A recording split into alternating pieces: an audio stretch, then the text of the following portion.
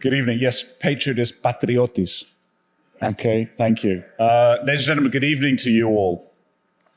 Now, it would be both customary and obligatory for me to stand here in front of you tonight and say what an honor it is for me to speak to you all.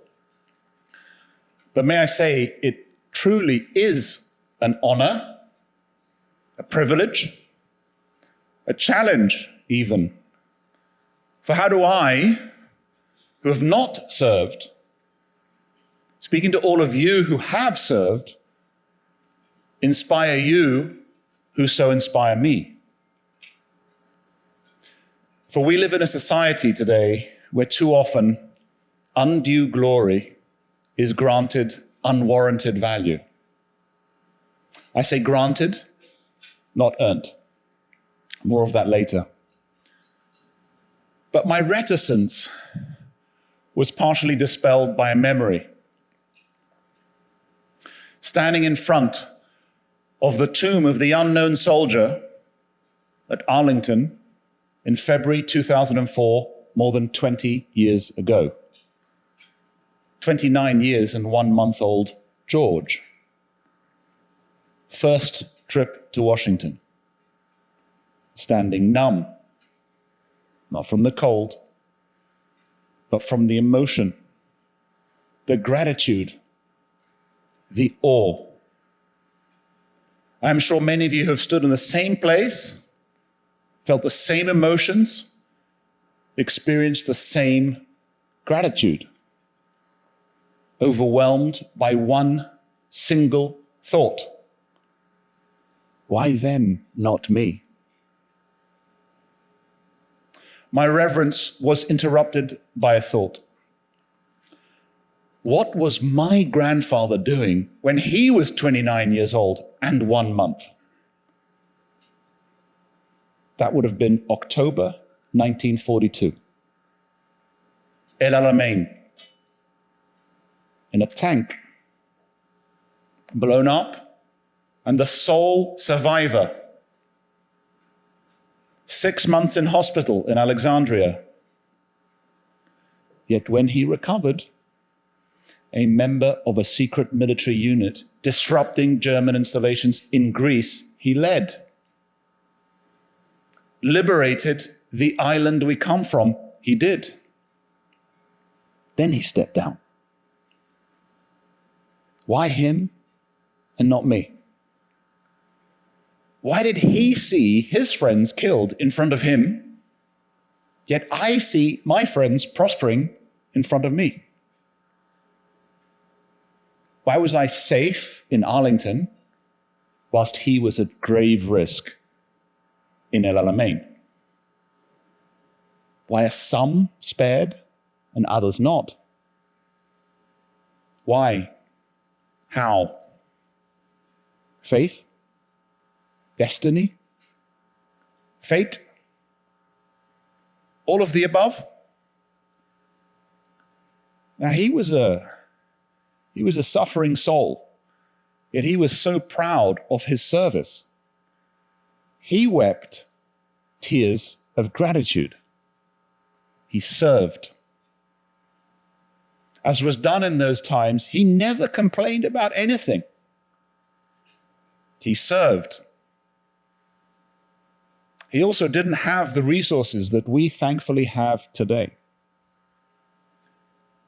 He was part of a magnanimous cause, a fight against the essence of evil, a cause vastly greater than self. He served. He served.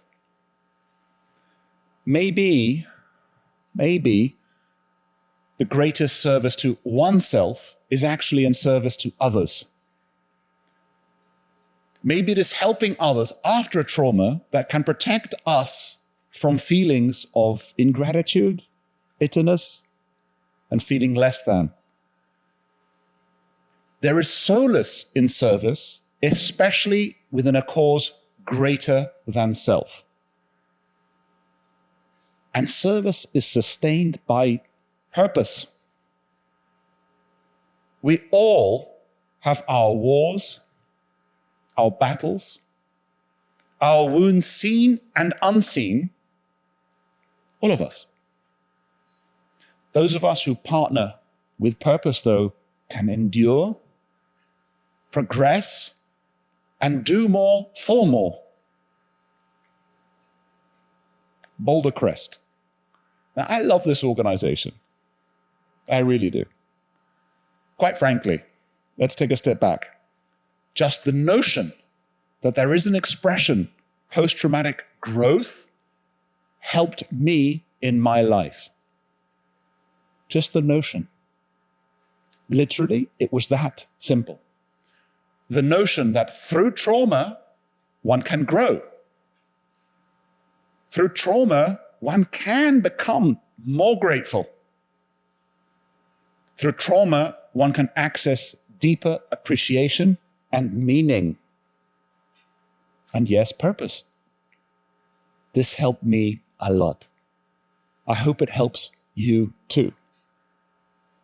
For words count.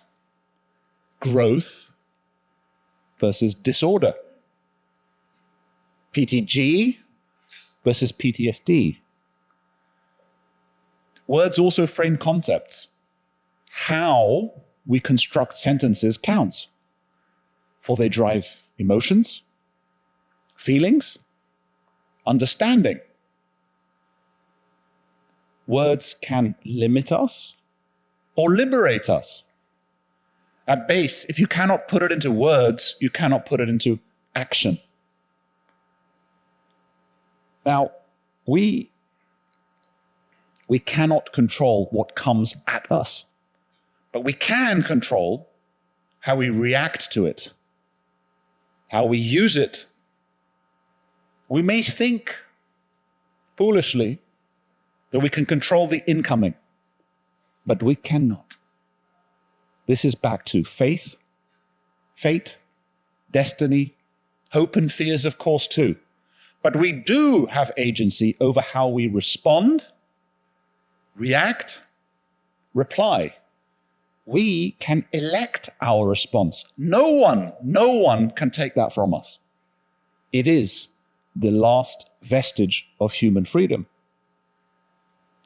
PTG versus PTSD. Growth versus disorder. The mere notion that through trauma one can grow, actually grow, is full of hope. Not resignation, not surrendering, believing always that there is hope. G over D. Growth over disorder.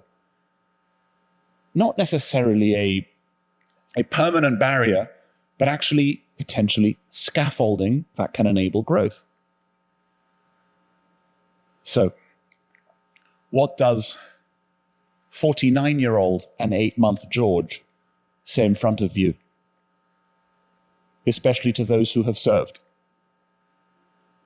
I am not going to necessarily default to the now cliched thank you for your service or the believe me grateful. I am, as are many, many others.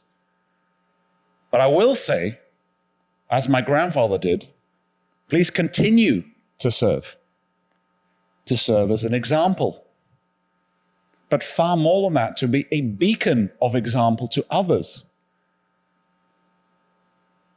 That the path of service must not end too soon, must not take a wrong turn, must not dwindle.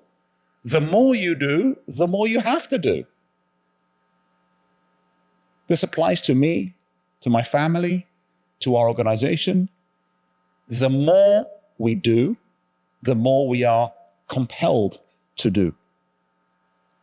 And I think, especially now, when fame can be mistaken for worth,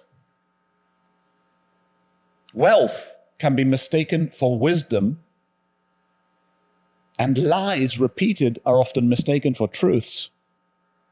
Especially now, at a time when inaction can be as great a threat as any adversary. Now is the time we need to hear from you yet again. Yet again. Not just to hear from those who talk the talk and indeed walk the walk, but from those who have done the difficult and accomplished the admirable. You. And before I conclude, I would like to share a story with you about my family, my wife, my children, of who I am inordinately proud. We are blessed to have a house in Long Island, a truly beautiful part of the world. Every weekend, when the children were little, we would go to Agawam Park for them to play in the playground.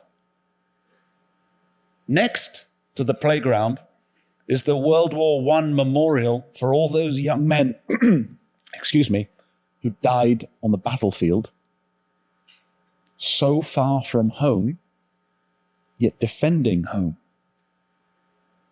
Every time we would go to the playground, we would always stop by the memorial, read the names.